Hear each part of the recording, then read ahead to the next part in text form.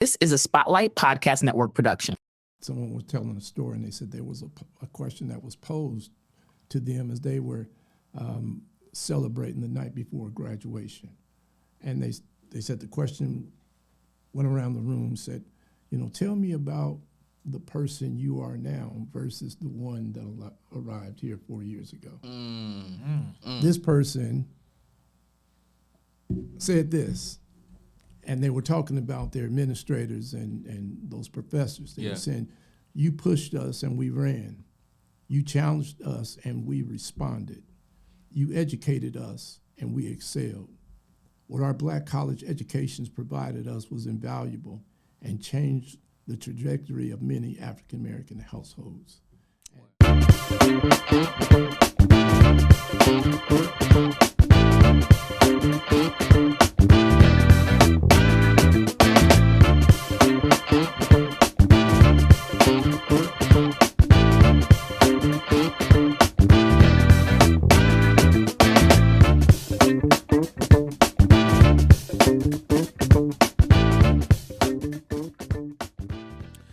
What's good, online community, social media family? I am your host, Willie Beeman with the most. This is the intro podcast. Y'all know what it is. This is Men's Locker Room. We just have great dialogue, you know what I'm saying, education, literacy, all these different topics, man. But without further ado, I introduce my brother to my left. It's your boy T. You know what it is, and got to introduce our special guest. Share with our community, man, who you are. My name is Alfonza Scott. I'm the proud author of We've Got Something to Talk About, something I'm very excited and proud of. Yeah. I want to kick off the show, Mr. Scott. Those who are watching, those who are listening, before we get to what you've done in regards to this book and the stories and different people that you have connected with through this journey of HBCUs and the history of it, who is Mr. Alfonza Scott? Well, I am born and raised in the Midwest where I got my primary education, and I was blessed and fortunate to go to Miles College in the city of Birmingham, Alabama. Met some friends for life, and the experiences are just epic. Yeah.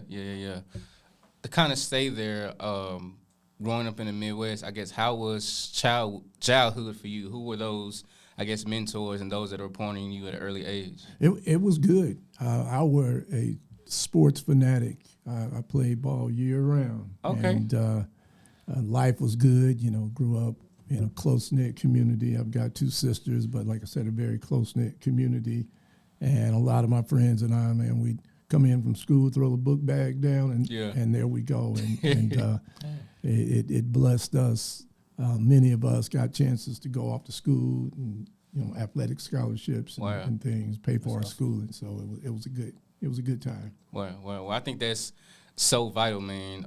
Even for me, growing up here in the Fort Worth, Texas, funky town, Okay. All right. where I'm born and raised, I think community is so vital, especially in the times that we're in now. Absolutely. I've had conversations with people in the past of how growing up in our childhood. Well, me and Montez even had this conversation where kids don't really go outside no more and play sports, and whether it be football, basketball, baseball, riding your bike, whatever it is, just getting out and enjoying God's creation.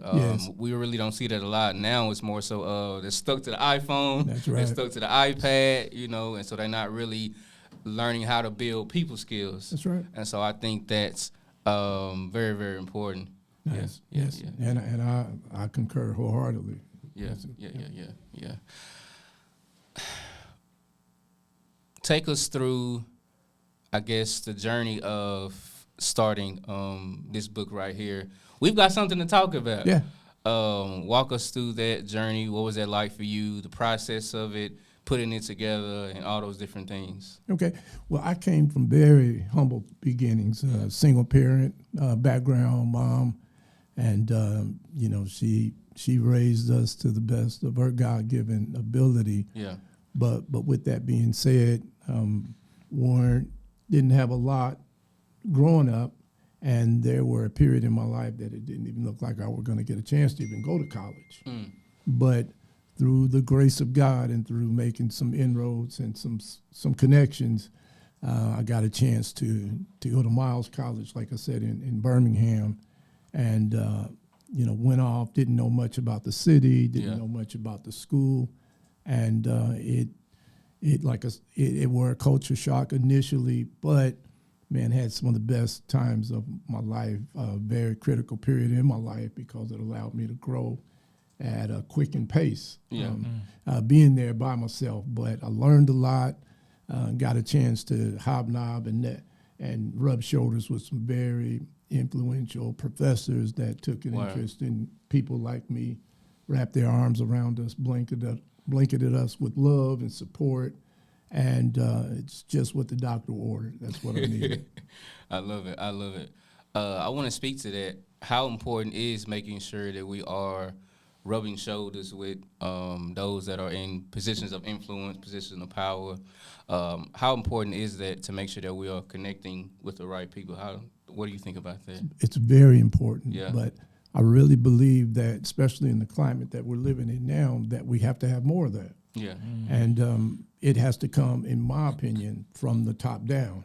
I think some of those leaders and some of those individuals that have done well and that are doing well, they have to reach back and wrap their arms around guys like myself and others. And because many of them know us and know what we need as 17 and 18-year-olds, because many of them used to be us. Yeah. And because they used to be us, they know what we need oftentimes before we know what we need. Oh, yes. I definitely agree. My wife she's definitely been an influential person in my life, been married for 13 years. So Nice. shout out to the wifey, Tamika. And one thing she always says is sometimes people see things in us that we don't even see in our own selves. Absolutely. We try to diminish our own ability, try to diminish our own creativity and the things that the Lord has put on the inside of us. But people on the outside looking in, they see those things and they'll challenge you to pull that out of you. And so I think that's very vital. Ted, small guy, man, what you got? I was just going to say, I think we have drastically gotten away from the days of mentoring. Mm-hmm. Yeah. And I'm sure part of that is, that whole YN era where they feel like, they got it all together, they know what they want to do, can't be told nothing. Yeah. We don't know anything because we're older and things like that. And I think that's a detriment to them because, we made it. And we made it for a reason because we were open to listening to those that were older, those that were willing to take us up under their wing. Right. And they don't have that same mindset. But then at the same time, because they have that mentality, it makes us less likely to reach down, like you said, and pick them up. So I think it's definitely important to keep that younger generation around you and pour into them as much as they allow you to. Yes. I think that's so good. It takes a village, man. It takes a village to raise this generation that we are in. It takes a collective body. And so, I think that's very vital to make sure we as black men specifically are pointing to that younger generation, man, because they see social media, they see all these other outlets, and they think, okay, this is the right way to go about doing it, but little do they know, a lot of social media can be a facade. People will put those things that they're doing, but then behind the scenes, there's a whole different story that's going on. Dynamic. Absolutely. Yeah. And, that age-old question that comes, am I my brother's keeper? Well, we certainly should be. Yeah. Definitely. And because we ought to be able to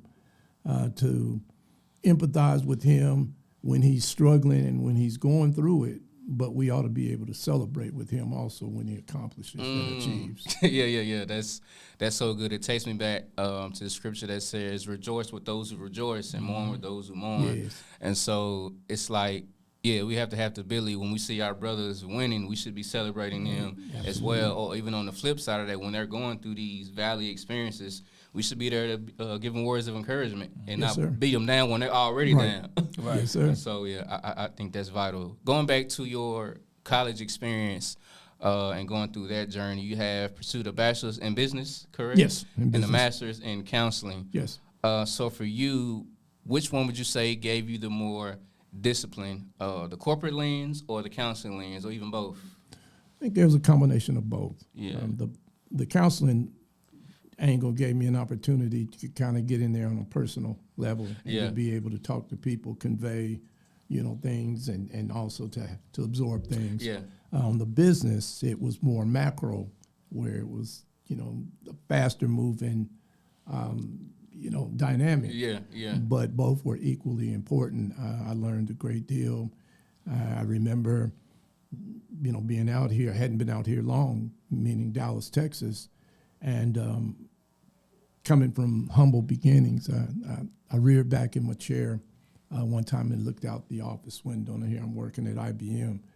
And I said, little old me from humble beginnings, here working at one of the biggest and most successful companies in the world. Wow. And I just felt a feeling of gratefulness come over me. So what I did, I penned a letter anonymously back to my school. I didn't want my name on it or any forwarding information. Yeah. But I just wanted to thank those professors and those administrators and those individuals that took people like myself under their wing and raised us in a sense. Yeah. And now I'm working at one of the biggest companies in the world, and it just, I sent that one of my employees, they saw it, they said, Scott, you need to do something with this. And I didn't at the time. A little while later, I think it was about a year and a half later, I'm in a restaurant by myself, and I overhear a conversation with a young lady and her mother about college choices. Mm-hmm. And the young lady admitted that she, once upon a time, had interest in attending historically black colleges and universities. But because of all the negativity that was circulating about our schools at the time, she decided to back away from that and no longer pursue them. Wow. The thing that was most hurtful is that the mother, I was looking for her to kind of refute and to correct some of those myths and some of those rumors. And she admitted that she heard a lot of the same, and it influenced her decision also. I'm in the next booth. I wanted to intervene so bad that it hurt.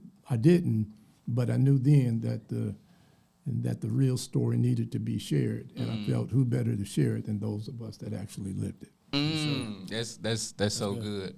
I did an interview recently with a guy at Forest Hill Public Library, Mr. Bob Ray Sanders, well known in the DFW, and he has experience in journalism and working for KERA TV and all these different things and writing these stories. And I was sharing with him how important it is to share stories that are left untold. Mm-hmm. We have all these different news outlets, and they're putting out different things, but there are other stories that should be talked about, and those are the stories that should be spotlighted. And so I definitely agree with you having that desire, that willingness to okay, this might be uncomfortable, but it's needed. Absolutely. Yeah, there's a quote by Steve Harvey that says we have to learn how to be comfortable in the uncomfortable. Yes, sir. Yes, sir. So I think that's very neat. Outstanding, but I should want to ask a question. Not on because I am battling a little something. He gonna be all right. Yes, Lord. All right. Especially after I get in this barbecue. Coming from humble beginnings.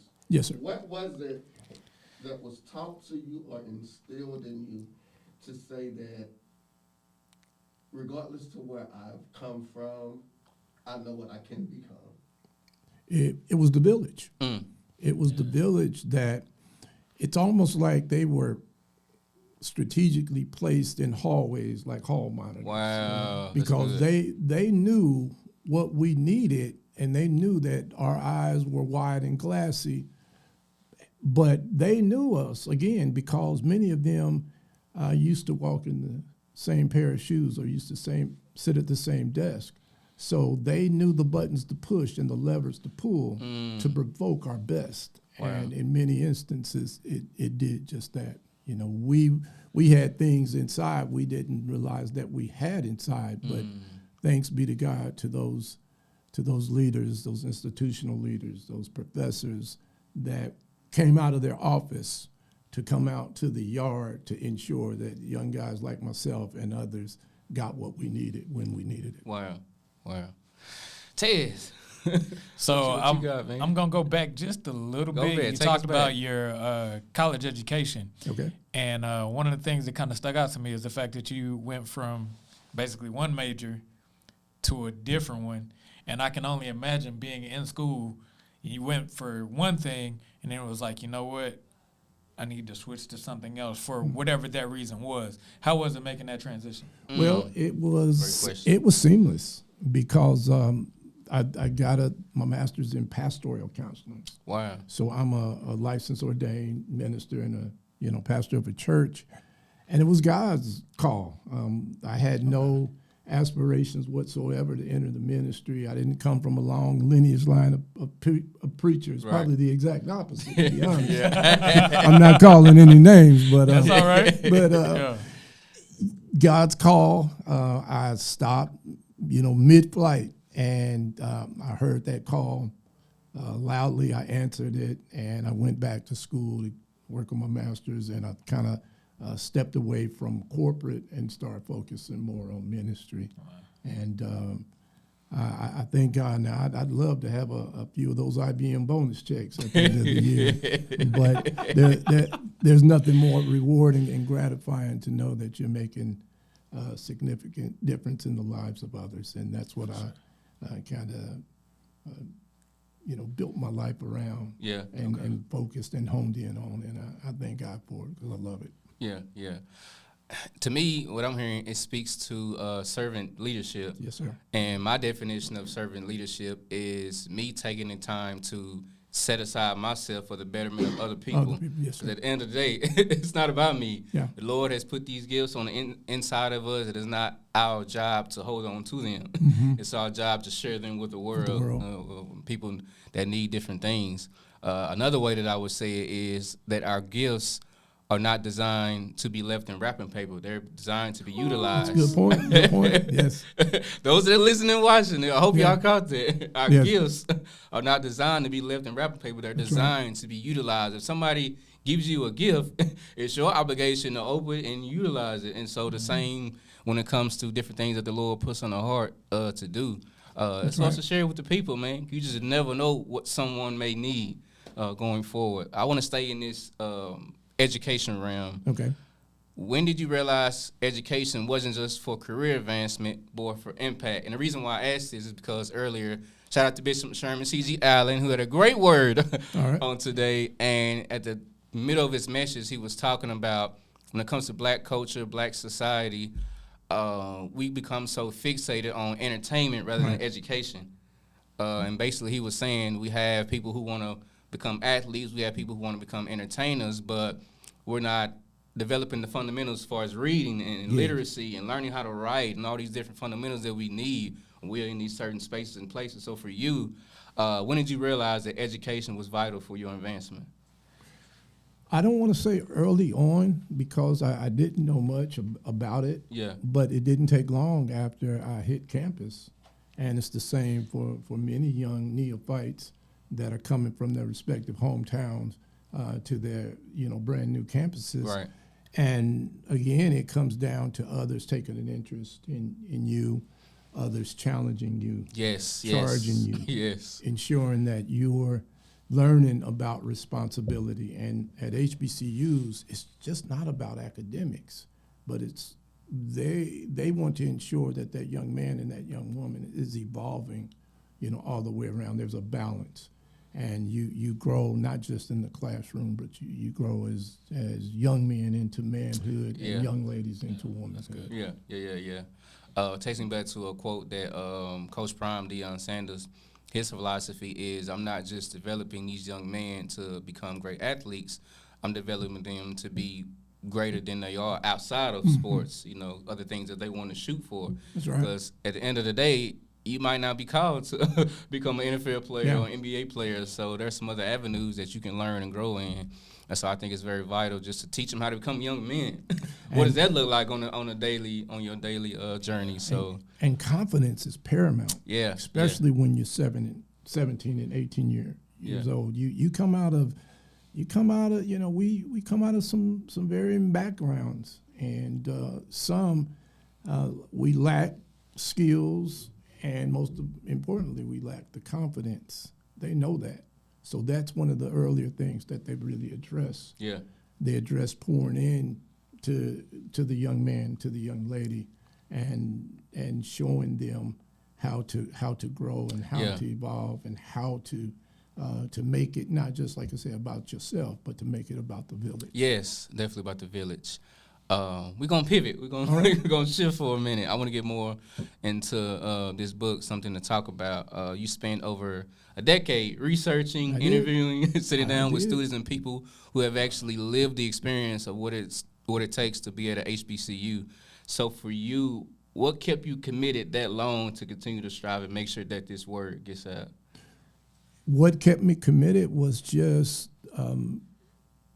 getting out there and wanting to learn about what others experienced. And I got a chance to travel, throughout the country. It didn't take me 10 years to write the book, but it took me that time to gather all the content, and to meet these people. I got testimonials and stories and accounts from individuals that went to school back in the 1940s. Wow. 50s, 60s, all the way up to present day. And crazy. As you can imagine, I would do like you all are doing. I would be sitting down interviewing, some of these individuals that went to, some of our HBCUs over the years.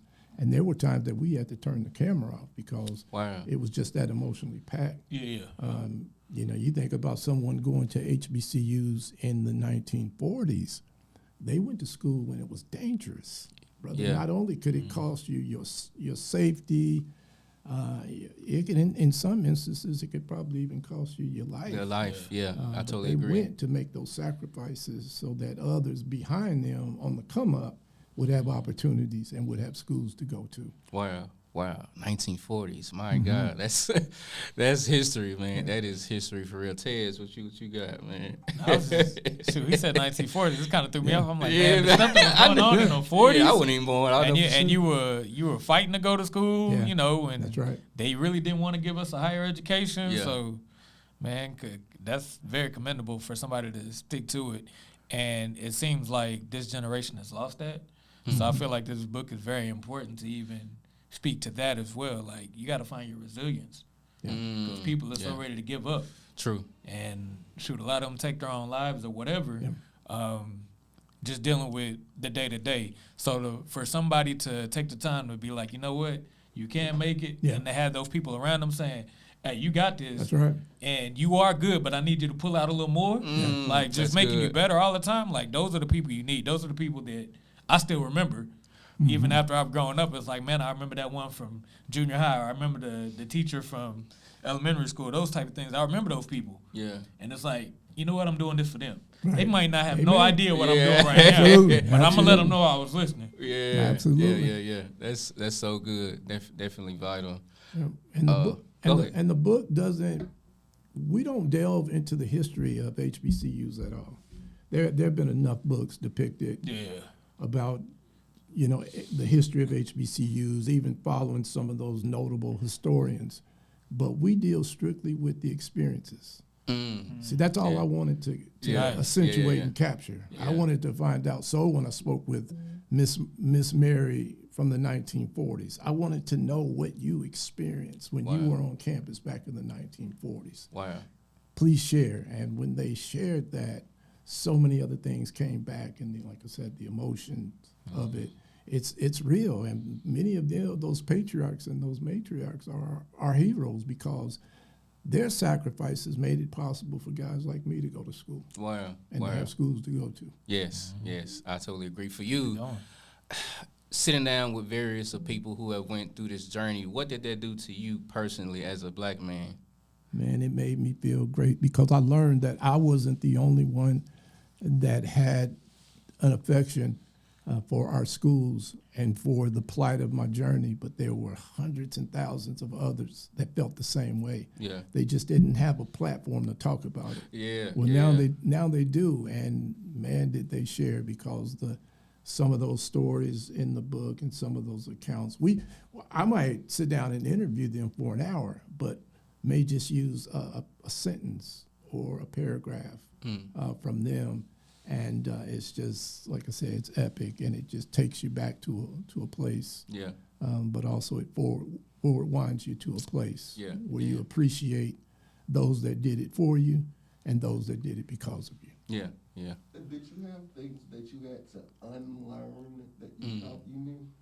Did I have to unlearn? After sitting down, like it opened up a whole nother window for you. It did. It did. It brought some things right on my doorstep. And that's what I was telling you about the transitional, piece where there were some things that I learned, not just from history books or from third party individuals describing, but you dealt with it right up front. Wow. And I'm glad we did, because it was so educational, and we were poured into and taught not to quit, not to stop, not to throw in the towel. And had that come 2 or 3 years previous in my life, I would have taken the first exit out. Wow. And I would have gave up. Wow. So how was it dealing with, just to be frank, being black in the Midwest versus being black in the South, now going to college? Yes. Because I know those two regions are very different when it Yes. comes to the people in those areas. Right. I had family from the Midwest. My family's from Missouri. So I understand a little bit, but can you kind of speak to that? I'll say this. Thank God we had the incubator, and we had that campus, and we had strong leaders, and they would, pour into us and teach us much more than, like I said, than just academics. How to navigate, how to do it confidently, but to do it wisely. Right. How to not just address everything nose to nose, but strategically back up and get your plan together. Yeah, be smart about it. And ensure that you are, they taught us early on that you're going to be looked at and characterized one or two ways in this world. You're going to be characterized as educated or uneducated. And they said, Mr. Scott, my job is to ensure that the latter is you. So if you would just kindly have a seat, young man, let's get started. Wow. And that's what they did. And, the things that they poured into us and how it changed our lives, because it changed our perspective on life. Wow. I felt like I now had something to be excited about prior to 3 or 4 years before I came here. Wow. There's a quote that the Lord gave me probably a couple of weeks ago. He told me that preparation comes before demonstration. Okay. So for you, having that tenure of gathering all this content, it was necessary. Even though the book didn't take 10 years, you had to develop the content. You had to sit down with these people who actually lived it so that you can give out these stories. And so I think that it's very vital to your process, like Ted said, your resilience, your willingness to sit down with these people, to hear from their own mouths. And another way that it said is experience is the best teacher. Sometimes the experiences that we go through as black people, it's an easier story to tell. And so I definitely agree with that. For you, are there any memorable stories that you remember that you can kind of, I guess, walk us through and share with us? There was one that really kind of, pierced my heart. Yeah. And it was one of the older ladies that I had a chance to talk to. I think she went to school, if not the 40s, the 50s. But she was in St. Louis. Yeah, St. Louis. And I called her and I told her I was going to be in the area. Would it be okay to stop by and chat with her? She said, absolutely. So she comes in, frail lady, and she was just so happy to see me, and I, ecstatic to see her. And we sat down and we were talking, and she shared with me that when she grew up, how the academics were nothing. It was almost like, her first language. It was natural. And she said it was never about English and arithmetic. That tells you probably her age when she refers to math. That's arithmetic. Right. It was never about that. But there were many nights that after she left class, because when she was in class, her instructors were there. They motivated her. They told her almost on a daily basis how special she was and how bright her future looked. She said, but she wasn't prepared when she went back to the dormitory. And no one had prepared her for that, because many nights she thought about getting on the next bus or the next train and just throwing her hands up and laying her pencil down for the last time. She said, Scott, because I didn't have a map to follow, she said, I'm glad I didn't quit, young man. Wow. She said, because I've realized that I was the one bringing the map back home to my siblings. My and to God. my others.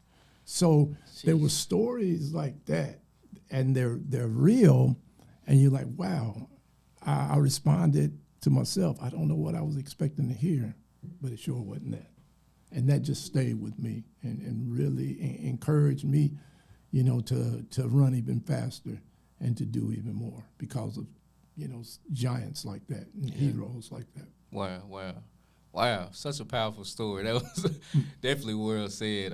Bringing the map back, man. Yeah. And I think it speaks to, from what I'm hearing in the context of what you just shared, is faith. Yes. It takes faith, to do certain things. Sometimes the Lord won't always give us the details up front. We just have to walk certain things out. And so, no, that's such a powerful story. Tell us what you got, man. Oh, that math thing messed me up. Yeah, man. I was trying to sit on that, man. That was powerful. I mean, I would challenge myself. I'm sitting here thinking, and then also those that are watching, those that will watch later. Are you the map, or are you looking for one? Okay. Yeah. And it's like, so I kind of look back over my own life, and it's like, was I the one that was reading somebody else's map, or did I kind of pave my own way? Oh, man. Wow. I was like, you know what? I can say I paved my own way. Yeah. And I can feel good about that. Yeah. Like, I had to think of it. He had me thinking. I was like, wait, did I? Yeah, that was powerful. Yeah, for sure. Yeah. I can say, for me, too, definitely paving the map, for my family. I've got so much great feedback from family here recently, mother, sister, cousin, all of that. Just certain things that I'm doing in this space, specifically podcasting and sitting down and interviewing certain people from all walks of life. Yeah. Had a recent conversation with a first cousin, and he was like, man, I'm just proud of what you're doing. Keep going. Right. And so, I think the Lord gives us certain gifts to use, man, for a reason. I might not be the entertainer, I might not be the athlete, but I do have a voice. Amen. And I can use my voice to sit down and have these powerful conversations with certain people. And so, that's, are you the map or are you looking for one? My God, that's a whole word, man. Going back to HBCUs, you strongly advocate that people don't have to attend an HBCU to celebrate. So for you, why was it so important for you to emphasize that? Because we still, even if we didn't get an opportunity to go to an HBCU, we still had the same matriarchs and the same patriarchs. Yeah. We still grew up in the same communities, went to the same churches, and who better, to get behind our young men and our young women than us, and especially now, as initiatives come out of different places to try to, I say, steal our history, rob our history, and our identities. So who better to get behind the plight of the young black man and the young black woman than those of us that identify them as our kids. And if I didn't go, they're still mine. And they're still ours, and I still have to take a vested interest in it. Wow, well said. I guess walk us through some experiences you've had at your most recent experiences at some of these HBCUs that you may have attended or walked the campus. Kind of walk us through some of those experiences. Well, a lot of them are on the high school level that I kind of focus on. Yeah. Now, I have made some appearances at HBCUs. I've been able to gather more content and stories. But the individuals that I really kind of hone in on and focus on are those young 13, 14-year-olds and their parents. And, I'm happy to report that this book is, changing lives and giving them things to aim at. One of my pretty recent was last year, one of my classmates. She's an educator, retired educator, and she came to me and she was telling me about one of her classmates that wanted to go to school, living in Southville, Michigan, wanted to go to school, but he didn't get in, and the mom were a little disappointed. She was worried that he'd have that idle time. And I said, well, Karen, let her know that if she is open to HBCUs, I'd be happy to make some calls. We did that, and we matched them perfectly with schools, and the young man left for school 14 days later, going to an HBCU. Wow. And it's stuff like that that brings it home, to me, and that makes this so real and so important. Yeah, it makes it all worth it. Yeah. I totally agree. How important is vulnerability when it comes to putting together a book like this? I'm pretty sure that process you were walking through, interviewing these different people, you just shared a story with us that was so impactful. How important is vulnerability being attached to putting this out publicly? Because I'm pretty sure there was various emotions, putting this together and sitting down with these people and gathering the information and putting it in the context of a book. So for you, what does that vulnerability look like? And early on, it was all abstract. It was just a bunch of stories, bits and pieces. And, later on, it kind of evolved and it kind of came together. But I enjoyed it. Yeah. I had the time of my life because I went some places that I probably normally wouldn't have got a chance to go. Wow. I met some people who I probably wouldn't have got a chance to meet. But through the project and through the process, it enabled me to learn so much more about people then, and then even coming up to present day about, these young people now. And it still is so, important. The book highlights the experiences and the importance of attending historically black schools. And I think a lot of them are really seeing that now. Yeah. And it's opening up a lot of eyes. And because of that, it's inspiring these young people and their parents. Yeah. Those that are watching, those that are listening, those that are viewing, if you could sum up, we've got something to talk about in a sentence, what would that sentence be for this book? Inspirational read. It introduces some and presents to everybody, an opportunity to learn more about our schools. Yeah. And not, like I said, not necessarily the history, but the importance of attending and enjoying those experiences. But the importance of our schools being in existence. And to have schools to actually go. Because if many of us aren't afraid to admit it, had it not been for HBCUs, and if it were not for HBCUs, many of us would fit that classification as as uneducated. Yeah. Because we wouldn't have got a chance and an opportunity to go. Wow. And to matriculate from these schools. Wow. That's good. It makes me think of, I'm a big sports guy too. We do have a sports podcast, Sports Theory, but we talk sports. And it reminds me of when Coach Prime was coaching at Jackson State. Yes. And he went over there and changed that football program around tremendously. And in that process, of course, his sons over there, Shiloh and Shador, doing that thing. And then even in there, we see the dynamic duo of Travis Hunter at this time before he goes on. And so he has the Alabamas of the world, the Floridas of the world, these other schools who are trying to get him over there. And so he's like, well, let me see what Coach Prime got going on at Jackson State. And so, of course, they sit down and have their conversation. Now he ends up over there. And so I just think it speaks to building things from the ground up and giving it another opportunity, because if you build it, they will come. So I was so grateful that Travis Hunter made the decision to go over there with him and turn that program around. But you see other coaches, former NFL players who are now coaching at HBCU. You see Mike Vick coaching at HBCU. I believe it's Norfolk. Right. You have Eddie Jones, was running back for the Titans, coaching at HBCU. You have other players, Deshaun Jackson, the wide receiver, used to play for the Eagles, coaching at HBCU. So I think it's very vital of us as, black leaders, making sure that we are giving back, and stepping in these roles, because you don't see too many in the sports world black coaches getting these opportunities, and so I think it's very vital in seeing black excellence in that way. Absolutely. Yeah, I think it's very, for you, when you finally completed this body of work, what emotion hit you first? Relief, gratitude, pressure, or joy? Joy, Yeah. the excitement to really introduce it and share it with the world. Yeah. It is a hidden gem, and I think having a platform where many of us can share our experiences, you know, we can be totally transparent. And, Yeah. and in that book, you'll see the stories. Some are just, this is who I am, this is, you know, where I'm from, this is where I'm going.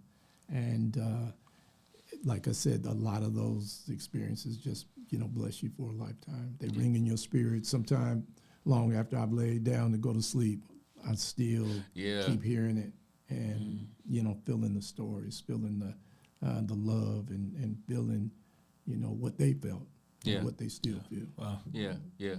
Tez, what's on your brain, man? I see.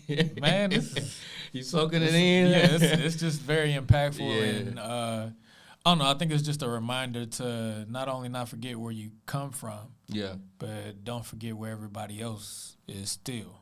Like it's not like y'all were saying earlier. It's not just about you, but what can you do to bring others with you? Yeah. Or are you in a space to where you're willing to bring other people with you? Yeah. Because a lot of us, you know, we make it, and then that's all that matters. Yeah. Is that we made it. Yeah. Good luck to the rest of y'all. But I definitely commend him for taking the time to reach back and bring others with him and make sure that the HBCUs still stay strong. Yeah. And people that can continue to support them and continue to help finance them and things like that. So it's very commendable for sure. On the back of the book, there was a question that were posed. Someone was telling a story, and they said there was a question that was posed to them as they were celebrating the night before graduation. And they said the question went around the room, said, you know, tell me about the person you are now versus the one that arrived here 4 years ago. This person said this, and they were talking about their administrators and those professors. They were saying, you pushed us and we ran. You challenged us and we responded. You educated us and we excelled. What our black college educations provided us was invaluable and changed the trajectory of many African-American households.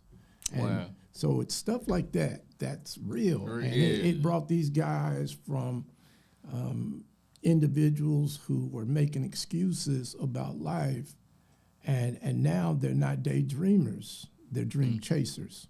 And you take a young man that was once upon a time, or a young lady that was, you know, a daydreamer, and just sit up and think about it. Now they're dream chasers because they're being about it. And they're chemists now, they're doctors, they're lawyers, they're businesses and engineers and all these different professions because they got an opportunity to go, learn, grow, and now they're doing some amazing things in, through, and around not just the country, but the world. The world. Wow. Engineer. In the process of doing the research and getting this book together, how did it work against your hearing the stories, whether they were the victorious stories or I don't want to say depression, but the struggle stories? Mm-hmm. How did you decompress after hearing all of this? And that's heavy. And sometimes it was a tough deal because you be like, man, I can't believe what I just heard. And what I just witnessed. But I love the turnaround stories. Now, this book is intended to be a very, positive book. It's to inspire and to motivate. But you're right. There were some stories that I came across and that, affected me, and I addressed some things, but through it all, I love the change. I love the turnaround. I love the individual that came with little and least, and they left with great, and not necessarily dollars and cents, but just the richness of the experience and of the education and of that confidence. And prior to them coming, many of them lacked it. Yeah. So currently I'm trying to do better at reading, and educate myself. I'm reading a book now on leadership called How to Influence People by John Maxwell. Nice. And in the book, there's a section where he talks about developing active listening, listening skills. And so for you, how did these stories develop active listening for you? And one of the quotes in the book was, we can develop more friends in 15 to 20 minutes rather than a year if we develop the art of listening. And so for you, how did that help your listening skills? Oh, bro, that was it. Yeah. Many times I would just ask open-ended questions, and then I would just sit back, talk. And listen. Yeah. And absorb, and let them talk, and let them share. And, many of them, when they got that glimmer in their eye, I knew it was going to be epic because it meant much to them. It gave them an opportunity to share and expound on experiences that, quite honestly, many of us had locked away in vaults. And we would only share at homecomings when we met people that we went to school with and connected. But with this platform, gives people an opportunity to really share what they lived and what they experienced. Yeah. Wow. Well said. I want to speak to not just the importance of academics when it comes to HBCUs, but for you, how did HBCUs shape culture beyond academics, whether it's business, leadership, entertainment, or civic engagement? How do you feel like HBCUs shape those areas? They prepared you, they built you, but they prepared and they built you to win. And whatever interest you had, from a major standpoint, from a lifelong objective standpoint, they prepared you, and we got it, we absorbed it, and we were anxious to use it and to put it on display. And many of us got opportunities then, and we're still getting opportunities because of our HBCU educations. And guys are coming out of the gate, and they're doing some amazing things. Yeah. I guess, Mr. Scott, what's next for you in regards to this book? What are some other initiatives or things that you're working on in regards to push this vision forward? Man, we're traveling with it. We're at a high school. They were having their HBCU college fair. Yeah. And got a chance to be one of the keynote speakers and present the book. And it was just awesome to see so many young people that were inquisitive and really that are interested in HBCUs. Yeah, that's good. And it is absolutely a great opportunity, but it's something that we proudly are able to introduce and to present. And it's growing legs quick. Things are moving fast throughout the country. I've got interest in it in another country right now about the book becoming kind of like a curriculum read, for their high school students and their parents, to just read it and to be inspired and to really look at potentially attending historically black schools. We don't push anybody to one particular school. We've got 107 HBCUs throughout the country. Wow. And they've never been in a better spot.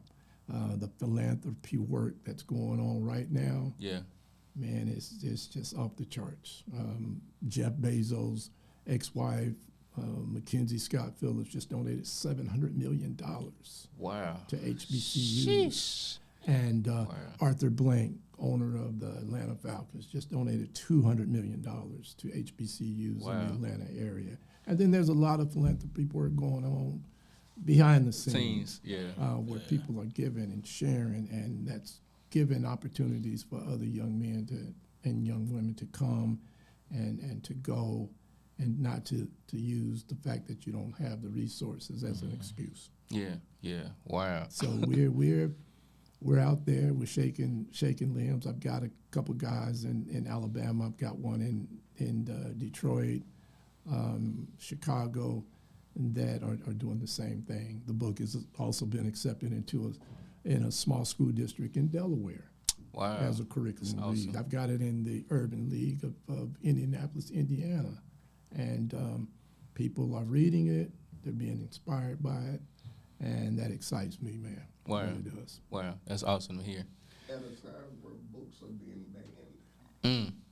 how does it feel to have individuals, schools, universities, or whatever, still wanting to know about this book whenever all of our history and stuff is being snatched? Yes, yes, yes. And that's why it's so imperative that we do exactly what the title of the book says. We've got something to talk about. Got something to talk about. We I got to love talk it. about it. Yeah. And we've got to share and convey. We can't lock it away in vaults and think that we're going to benefit by it. But we got to talk about it. We got to get out there on the front lines and expose experiences and some of the things that some of the people went through. Because what it does, it provokes dialogue, for others to come and dialogue. Yes. Yeah. And when you start hearing it, you start thinking about your own experiences, your own stories.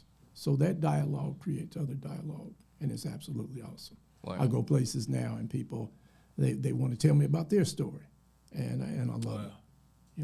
Absolutely love it. Yeah, yeah. I think that's very vital.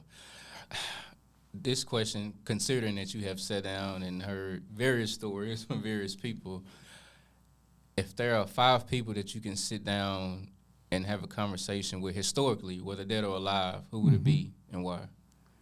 5. Well, I would, and excuse me because they may not be notables that we all know, but these are individuals that played a pivotal role in my life by pouring into me.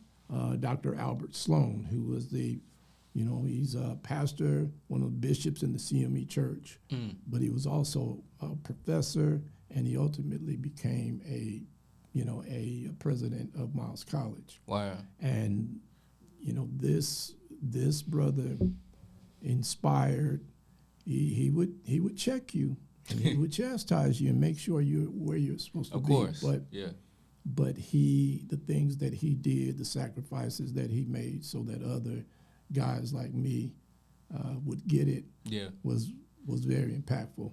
And it those are the ones. Now I've been to 2 other schools since I've finished my HBCU, and they've been more recent. Guys, I can't remember a single experience or a professor or an administrator that I can just think about a deep conversation with, or an experience that I'll hold on to the rest of my life. Dr. Albert Sloan, man, I can remember it as though he said it 15 minutes ago. Wow. And that's how impactful, it was, and how important. Yeah, that's important. Guys don't want to be, when I say guys, meaning young people don't want to be beat to death with history. But I tell you what, man, those experiences, I shared that little clip with you. I can't tell you the response that I've got, not just from the people that went, but the people that are interested in going. Yes. Wow. Well said. There's a quote, man, by Maya Angelou that says, "It's not what you done for me, but how you made me feel." Nice. So going back to impact, man, and leaving people with, okay, once I leave your presence, what does it look like now? Yeah, and so, that's very vital of some of these people that you've sat down and had conversation with and can still hold on to, their words. And so we already know Scripture tells us death and life is in the power of the tongue. And so you can either use your words to tear down, you can use your words to build up. It's your choice. So you said 5, and I won't give you 5, but another, Dr. Bogan, came there, didn't have a lot, didn't have a car, didn't have much money. So what I did is barricaded myself in that dorm. Yeah. And I hit the books. I studied and came in the English class for the first time, and we found out that the English 101 was overcapacitated, and they were going to have to create another English 101 class. Yeah. Unbeknownst to us at the time, they were going to have a an advanced 101, and then just a standard 101. So we all had to write these 5 to 6 page essays on topics they gave us, and we did that. So at the end of class, when they handed them back and they were going to tell us where we were going, I had a little sticky on mine and said, "Hey, could you meet with me at the end of class?" And I'm thinking, man, I ain't been in school 2 weeks yet, and I'm already in trouble. I'm already in trouble. So I'm there, little frail, little skinny kid, like, man, what did I do? And he said, well, Alfonza, yeah. He said, man, first of all, thank you for staying over a little bit with me. He said, but the reason I wanted you to meet with me, he said, man, I was impressed. You write really well. And I'm like, huh? He said, you write well. He said, man, I was looking at your paper, and the grammar and everything punctually was just, on point, and the content was even more impressed. Wow. So he told me this. He said, man, not only would I like you to become a part of the advanced 101 class, I would like you to consider being a tutor for students. Wow. He said, we normally don't do this for a freshman, but you've obviously changed that. What Dr. Bogan did blessed me for a lifetime, because it inspired me to do even more. Yeah. I wanted to make sure that when I came in this class, everything was on point. Yeah. But what Bogan started talking me up to other faculty and staff members. So when I went in their classes, they expected the same thing. Wow. I was so excited because I'd always been recognized as being a good athlete, on the court or on the field, but nothing in the classroom. Wow. That's powerful. So you can imagine how I felt, and I was excited. I shared it with my mom, how they want me to be, and man, that made the biggest difference in the rest of my tenure in school, because it let me know, first of all, you can do it, and secondly, you're going to do it. Well said. So those are the kind of people that stand out to me, because those are the ones that if I were going left, they would make sure to pull that string and pull me back in. Yeah. Right. Gotcha. As we put a rapper on the show, Ted, you got anything, man? He said, "Hey, man, I was just soaking up this wisdom." It's a lot to soak in, but it's good. I think really people should take the time to reflect. Yeah. On how far they've come, first off, and then also remembering those that they can bring along with them. Yeah. Like, don't get so high and mighty that you can't help somebody else out. I was at the Mottels event yesterday. Yeah. And one of the leaders in the community came to me. I was telling him, what I was doing there, and he was like, "Oh man, thank you for your donation." I'm like, "Yeah, it's not a problem." He was like, "So you own your own cookie business?" I said, "Yeah." He was like, "Man, I'm so proud of you." I was like, "Man, I don't even know you." But like, it's situations like sitting down talking to him, like, everybody's not doing that. That's not like first nature to push and go, you know what, I don't necessarily have to work for somebody else. I can do something for myself. Or even if I got to work for somebody else for right now, I can at least get mine going. Get it started. Yes. Like, get on the horse and go. Yeah. I love it. You don't know how to ride the horse. I know that, but you can learn. Yes, sir. Get on the horse and go. So, yes, sir. Like, I don't know. It's just motivation to just keep pushing, and not only just to open up mine, but you know what? Let me help other people out along the way. Yeah. So this is really just self-reflection for me, man. Wow. I got to get my stuff together. It's already together, but I feel like even more so now. It's not even just about me. It's about getting those that are younger. Yeah. I love it, bro. And you're right, man. That inspiration is huge. It was, if you listen to my story, it was huge for me because I didn't know. I was just a kid that was just aimlessly out there trying to figure life out. Yeah. And because others saw something in you, they, come here. Come here. I got something for you. And now you're able to do the same thing. Yes. And I was going, if it's okay, I was just going to share. Go ahead. Now, this was the letter that I wrote when I was at IBM in the office after I graduated. And it says, "Dear Black Institution of Higher Learning, thank you for being the great educational giant you are. When I arrived here years ago with little to no idea of what I wanted to become, you took me under your wing while instilling in me the very things to become successful. You recognized something special in me when some, including me, couldn't see beyond mediocrity and weren't interested in looking too far beyond that. You, along with several dedicated professionals, would not let the lack of effort or resources become dream dimmers or prevent potential from being discovered. Thank you for seeing me. Even when pointing out my deficiencies, you didn't just dwell on them, but complimented and encouraged my abilities. Your existence is so precious and important for people like me who need what you offer. You dampen my appetite, so I now realize if I can dream it, I can be it. Never had I witnessed or experienced such dedication, and although unfairly criticized and misrepresented at times, you have always been committed to the growth and success of every student to enter and exit through your doors. As a proud graduate, saturated with special memories and experiences, I depart with more than a degree. I now have the vision to see it while owning the skills and confidence to seize it. Thank you, Black colleges. Sincerely, all of us." Whew. You can't close a show like that, Mr. Scott. My God. That's it. That's right.